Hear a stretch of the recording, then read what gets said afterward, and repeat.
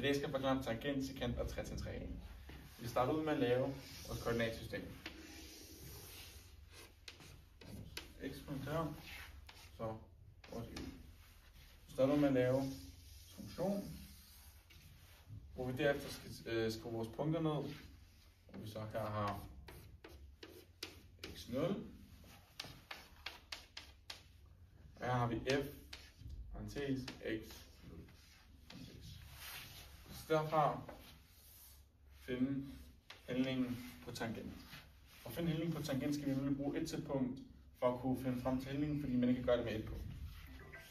Vi skal derfor skrive det her på det her nye punkt, som er x0 plus h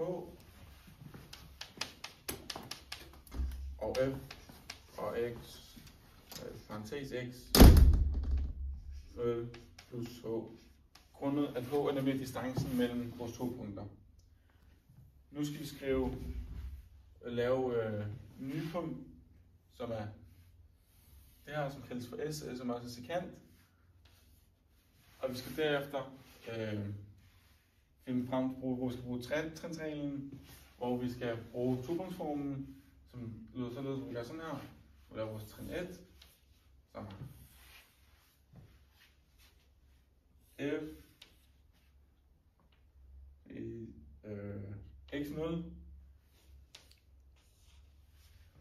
plus h minus f parentes x0 plus h, eller bare minus x0.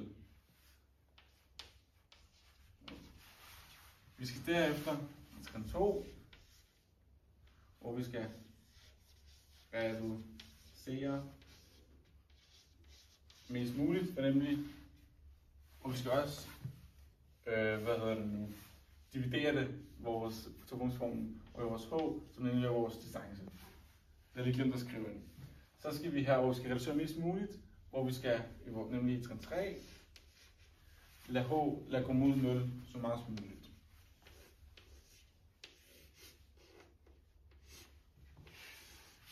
Derfor skal vi nemlig skrive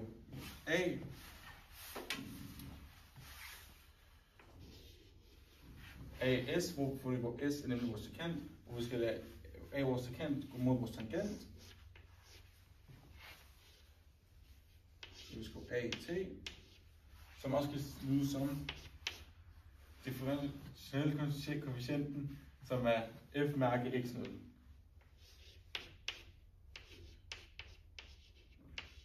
Det var tangent, sekant og trætrinsreglen forklaret.